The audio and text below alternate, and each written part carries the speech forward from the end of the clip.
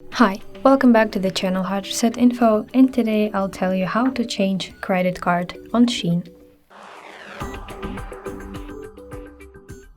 So to update your payment card, you need to firstly open Shein on your device, then go to the Me tab in your bottom right corner, and then click the gear icon in your upper right corner.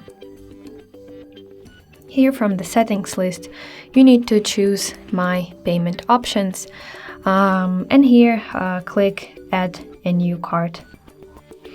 Then you need to enter the card details, such as card number. To make this process easier, you can scan your card with your camera, pressing this sign. Here, camera is opened. Then you need to enter expire date and CVV number. And then when you're done doing that, you need to click confirm button. And that's basically it.